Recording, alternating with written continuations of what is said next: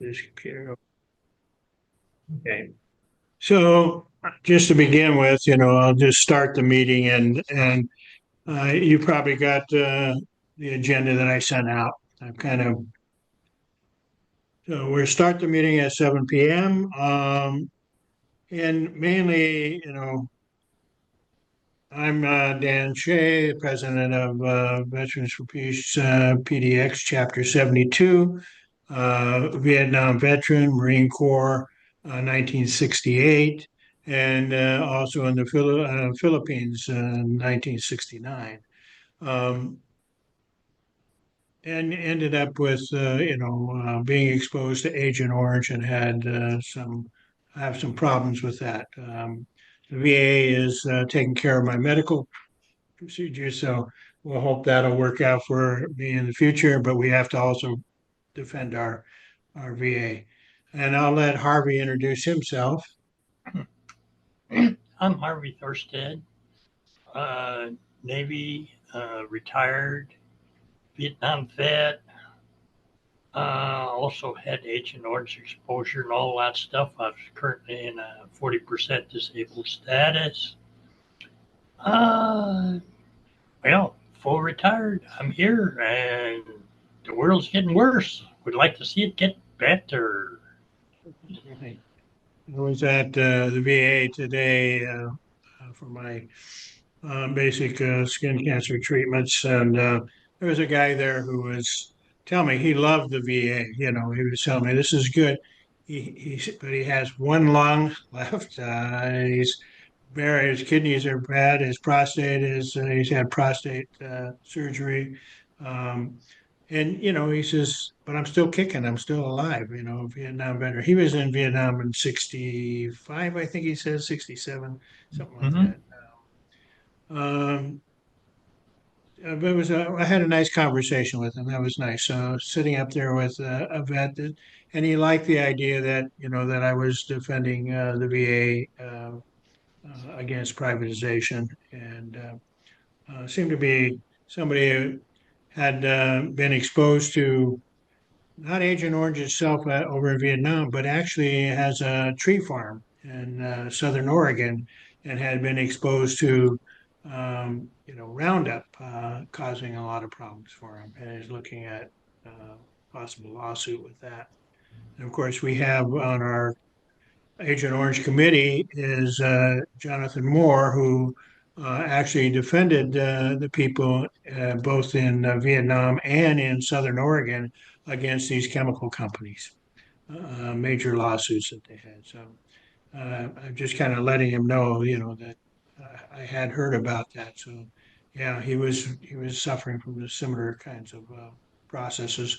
Just as he put it, not only did they poison us in Vietnam, they're poisoning us here at home. So Mm-hmm. that was an interesting conversation.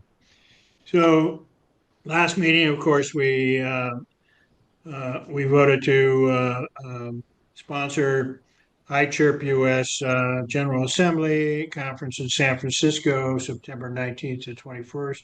And we donated and contributed basically $500. Bob wrote that check. We delivered it. I delivered it to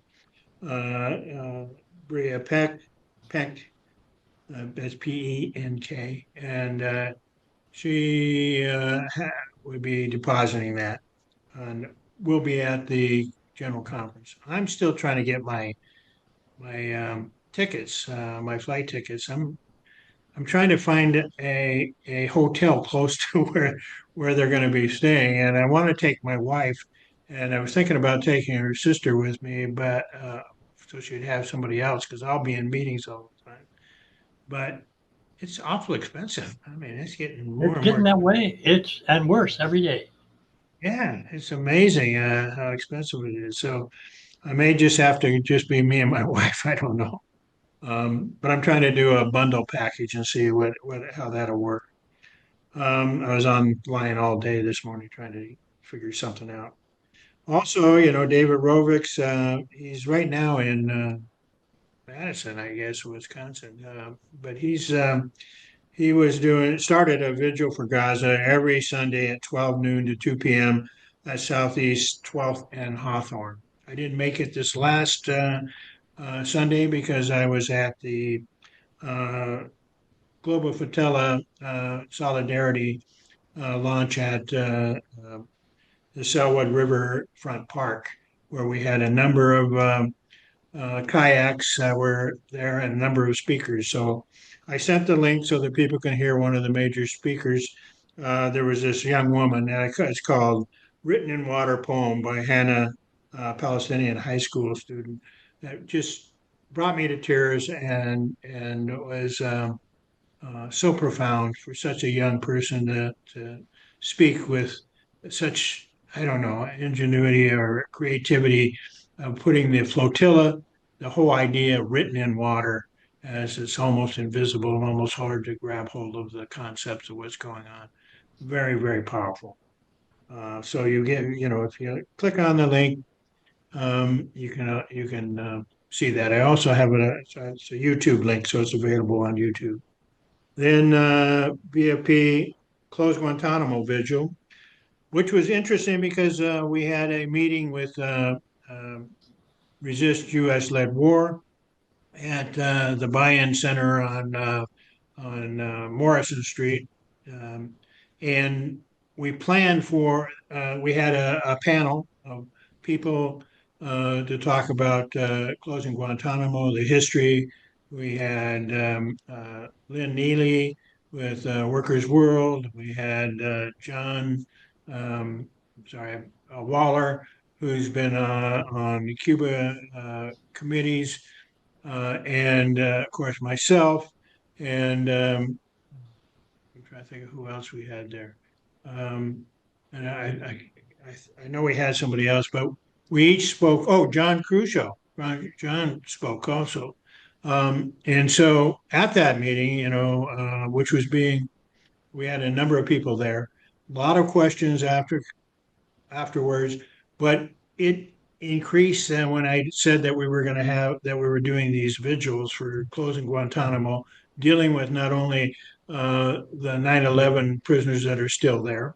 I think there's 12 or 15 that are still there. And then the idea that Trump had been sending immigrants to Guantanamo and detaining them there. In fact, when I had read something about it, there was one who reported that people that were there had been tortured and somebody committed suicide. Then eventually they were moved to Louisiana Alligator Prison, detention center. And then looking to deport them to other countries. So again, close Guantanamo, and then not only close Guantanamo, but to stop the blockade and the sanctions that are still isolating Cuba from its own sovereignty and independent economic ability to survive in the global market. So that is one of the things that we were doing, and usually it's just been me and Malcolm and maybe John Crusoe that have been there.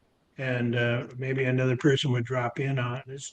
But this time we had a crew of people, and it was very, very nice to see a lot of people that came in. When I asked them why they were there, and part of the video that I give you a link is actually asking people why they were there. And many of them said because of the meeting that they had at the buy-in center.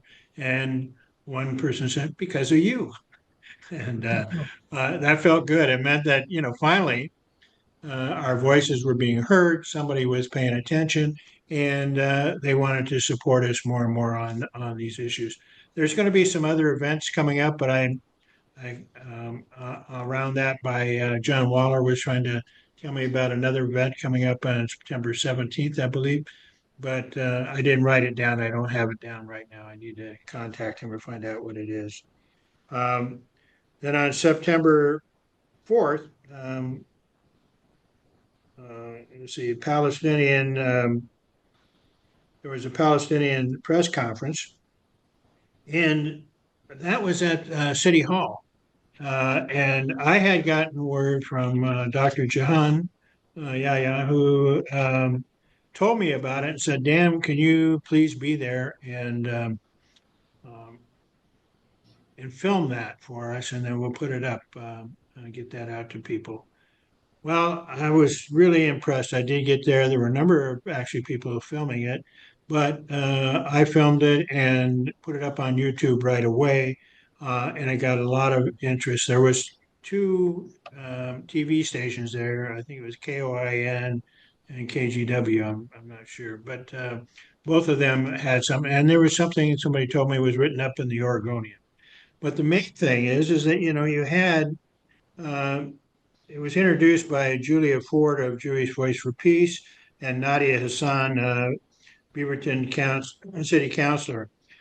I know both of them, and Nadia's come out to our Armistice Day in the past with her son, and I've supported her because she speaks out for Gaza on a continuous basis and has been harassed because of that. And But she continues to speak out, and it will not be silenced. Julia, of course, is amazing, and she's with Jewish Voice for Peace and continue organizing. A really great organizer. And then they handed the mic um, to the speakers, and started off with Angela Morello. She was Portland City Council, and she was an eloquent speaker, and brought her Latino background and her Jewish background, and what she learned from growing up in this world and speaking out.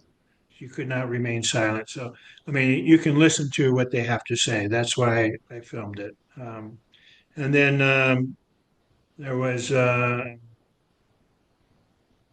Mohammed. His family was impacted by it. He talked about the loss of family members, aunts and uncles, so many. And it brings tears to your eyes when you hear about the people that have been lost due to this insane genocide that's going on in Gaza.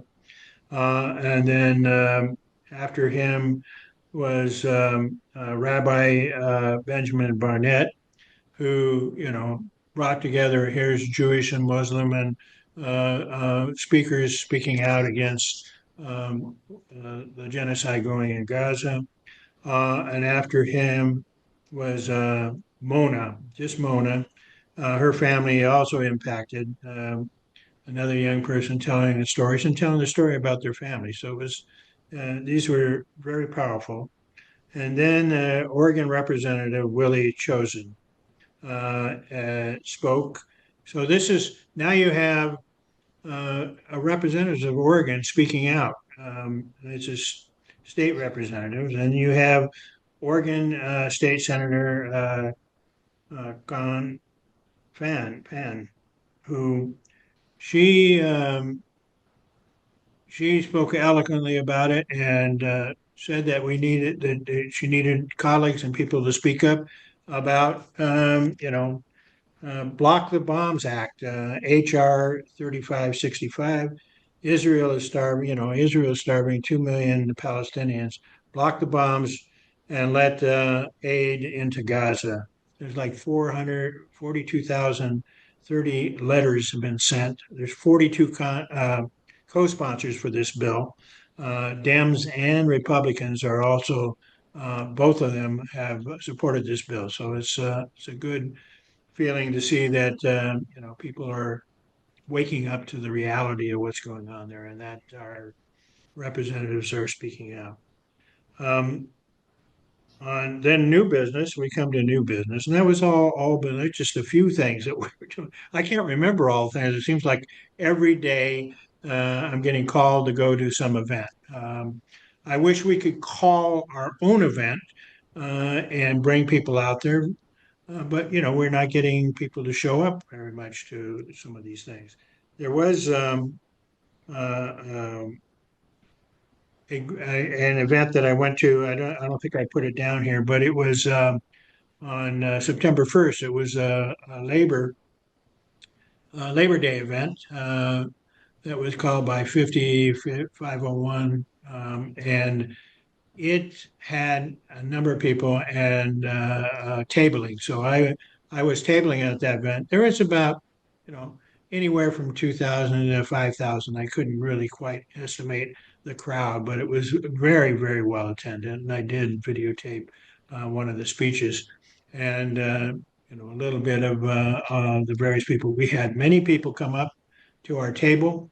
Some of them, again, like I said, there was people from the VA came up to me and said they were glad they've seen me. They said, "We've seen you." And one person just came up and said, there's another guy that's we see with that shirt, Save Our VA. Well, then, of course, that was Bob. So, and I knew that's who they were talking about. It was somebody in dental, I think.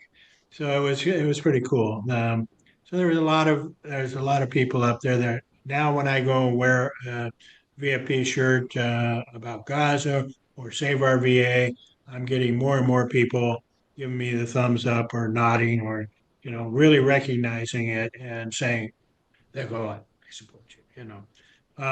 So that feels good. I feel like I'm a walking billboard. And in some cases, people stop and actually have a conversation, but that's a little rarer because I'm usually on my walks trying to get in my steps while I'm up there. Um, I've also been, I just wanted to say, on September 13th, which is tomorrow, there's going to be a discussion. Is it tomorrow? What is that? September 13th? Is that Tomorrow's the 10th, I believe. Oh, it's next, yeah, a few days away. September 13th, PSR is excited to be a part of a Vancouver Peace and Justice Fair on Saturday, September 13th at 9 a.m. to 3 p.m. Now, we've done tabling before. I haven't signed up for it. I don't think we have the people to do it right now. I think you're right there, Dan. I think, but I could go and support PSR at their table. And I might do that. So, I've been working with PSR quite a bit, and they've been doing a great work on of course, Hiroshima and Nagasaki, and a lot of other events too. Then the VFP Labor Working Group meets on Thursday. That's on Thursday, 9/11, at 11 a.m. Pacific time. And if you're interested, I put the Zoom link in there. They are doing a lot of great work around labor, getting more and more labor organizations together. In fact, I just was thinking how many labor groups. Let me grab something here. Um, I remember. Let's see. They have. I mean, one of their main things is a bill called. Uh, what is it? Does he have it here? Basically, calling on labor to withdraw. It's called the Pentagon People Over the Pentagon Act, and it's calling on a reduction of the military budget by $100 billion to go back into human needs, like education, homelessness, et cetera. These they have like 40 some odd union or 60 some odd unions right now involved with over 100,000s of members throughout the nation. So it is constantly growing. We're getting more and more people involved. And so if people want to know more about it, you can hop on the line and listen to what's going on and people want to get involved. If you know union folks, um, let them know. You can contact me or um, you can contact um, uh, labor labor at veteransforpeace.org, and that'll put you onto their webpage, and you can see all the things that they're doing and find out more about signing up and getting involved in the issues. Then on September 20th, I got a message from Mike Preisner asking for VFP sponsorship. Now, I don't know what that meant. I got to get back to him on it. I don't know if he was asking for money or if he was asking just for our logo. and support. Plus, he was asking if we could table, and I told him I'm going to be out of town. I'm going to be down in San Francisco at that time, so I can't do that. If somebody wants to table, of course, they can contact him, and I can give them that information. But should see the film because this is going to be a screening called Earth's Greatest Enemy, world premiere by Abby Martin, and then question and answers after the film. Of course, Abby is, uh, um, a journalist, and both her and her husband have been producers of these documentaries. I've seen a not quite finished, but almost finished film at the VFP convention in Las Vegas. And it was an extraordinary film, and it should be seen by everybody. Uh, the environmentalists, veterans, the military, the whole idea of the military industrial complex and its polluting our environment. So it's a very, very important film and should get a number of awards. But that'll be at the Clinton Street Theater September 20th, 5:30 p.m. to 9 p.m. And just go to Clinton Street Theater. You can sign up on their thing to purchase tickets. They're $15 each. There's our other member barking in the background. Oh yeah, that's my pooch. Must be somebody at the door or something. I'll be right back. Okay. Uh, so just to let people know, these are the things that we've been actively involved in. The other is for any members, if you could, at least this is being recorded, people can eventually, we got to start planning for Armistice Day, which is, of course, on the 11th month, the 11th day at the 11th hour. And, I've been asked by the National, what are you planning to do for Armistice Day? Well, we haven't planned anything, but we do something every year. And we usually hold that at the Director Park in downtown Portland. Now, we might want to do some other things in planning for Armistice Day. And I think that the focus should be on Gaza and uh, the immigration, ICE deportations. These are interconnected with a fascist uh, government. And so this is what we need to start, at least with Armistice Day, we're calling for, reclaiming Armistice, the Veterans Day as Armistice Day. The was meant to be the end of all wars, which hasn't happened, but we try every year to try and call for it. And we need it more now than ever. So that's one of the things. And then, I've been getting all these different mails lately, historic, I was talking to somebody at the, um, I think it was,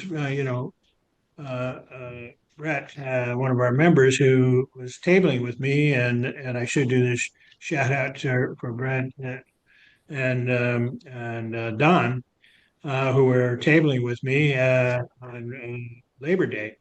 And the thing is, I was saying, we need a peace museum, not another war monument in this world. We need a peace museum. He said, well, they're talking about it, and he says there is a peace tent out in front of the White House that's been there for many, many years. And but I just got this today on September. Well, I actually got it was posted on September 7th, but I just got it today. Law enforcement officials on Sunday removed parts of the White House peace vigil, which just outside the White House for decades. There's an article in the Washington Post is when somebody sent this to me. Federal law enforcement officials on Sunday dismantled parts of the White House peace vigil, widely considered the longest continuous political protest in U.S. history. about 36 hours after President Trump ordered, take it down, take it down. I mean, come on, that tells you who these people are. The the other thing that I got in the mail here recently too was Israel strikes Hamas leadership in Doha, uh, Qatar. Flagrant violation of international law. The attempt was to kill, this was at the peace talks that were being set up to try, like Hamas said that it was willing to come to some negotiations to end the conflict, and um, and so they were to negotiate with the U.S. on this, and Israel bombed them, trying to kill Hamas leaders, but apparently, and they didn't get the leaders, but they did strike the headquarters, and a discussion. There was a discussion on U.S. proposal to end the war in Gaza. Some say they felt like this was a trap to lure Hamas there and let Israel make this attack. That's you never heard about somebody doing that on a peace negotiation. So this is all a flagrant, like they said, violation of international law. So when does Israel, Netanyahu, or Trump give a shit about international law? Apparently they don't. The other, of course, this is just it just keeps growing and growing and growing. Warships arrive at off the coast of Venezuela, and there was a small boat with, I guess, around 12 people on it, and these big warships um, uh, basically said, asked permission to fire on them. And of course, they're saying that they were running drugs, but there's no evidence, no knowledge of whether they were. They said they were heading to the U.S. and they bombed them out of the water and killed 12 of these people. We don't know who they were. We don't know if they were connected to any cartels. We don't know. It was in international waters, and um, this is basically just another attempt to create fear and threats against Venezuela, its government, while they have a bounty on their president, um, uh, Nicolas Maduro, as saying that he's the head of a drug cartel. This is just a continuation of trying to create a regime change in Venezuela, which has one of the largest oil reserves in the world. So, and it's a socialist revolutionary government, which the U.S. and the capitalists in this country are totally opposed to and would like to overthrow. And say, if they are successful in that, that threat is against all decisions and sovereignty of the people of Latin America.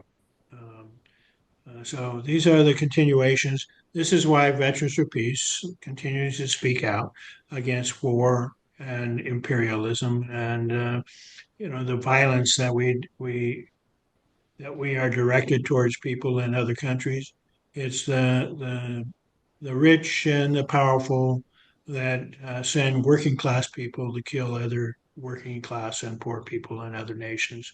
It's often racist, sexist, and just the whole idea of creating uh, uh, hegemony and colonialism for corporations to come in and take resources away from other people.